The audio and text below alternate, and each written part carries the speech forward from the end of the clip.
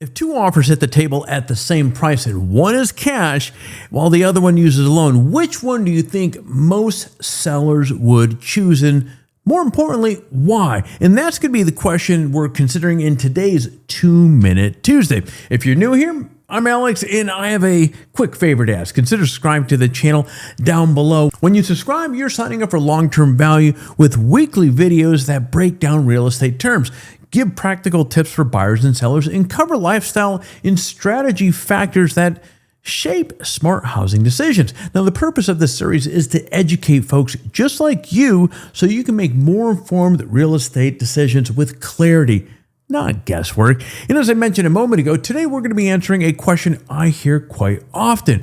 What is a cash offer really worth at the end of the day? And let's start with the basics. A cash offer means a buyer is purchasing the property without a mortgage loan. Instead, the buyer brings the full purchase amount to closing using available funds. So why does this matter to sellers? Well, because loans introduce risk and delay. With finance offers, lenders require underwriting, appraisals, and final approval. Any one of these steps can stall or even kill a deal in its entirety. Now, a cash offer, on the other hand, removes most of those parts, which makes the transaction much more predictable. And that predictability is a big part of that value that we spoke about a moment ago. Cash deals often, they close faster, sometimes in a matter of days instead of weeks. Sellers who need speed or certainty often place a premium on that. Now, who benefits most from cash offers? Well, clearly, sellers benefit from reduced fallout risk and faster closing, but buyers benefit as well. When paying cash, you have a much stronger negotiating power. As I mentioned in the intro of the video, a cash buyer can sometimes win against finance offers because the terms will feel safer and cleaner to the seller. In fact, I've seen situations in which buyers have chosen a lower all-cash offer instead of a higher finance offer. That's how much sellers love ease and speed of a all-cash offer. Now, investors will also benefit because cash offers can open up doors to properties that may not qualify for traditional financing due to conditional issues.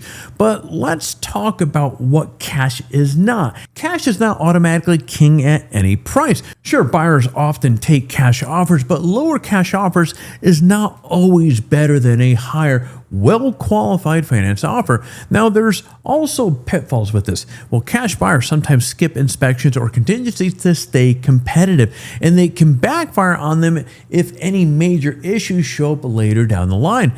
Liquidity is another factor. Tying up a large amount of cash in one purchase can limit the flexibility for repairs, reserves, or other investments.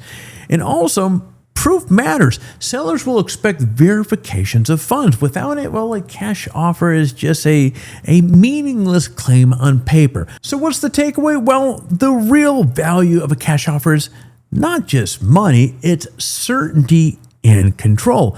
There are simply fewer variables, fewer approvals, fewer surprises with a all-cash offer. This has real weight in a seller's decision, especially in a fast-moving or uncertain market. Now, at the same time, the best offer is not always the one with the flashiest label. It's the one with the strongest overall structure.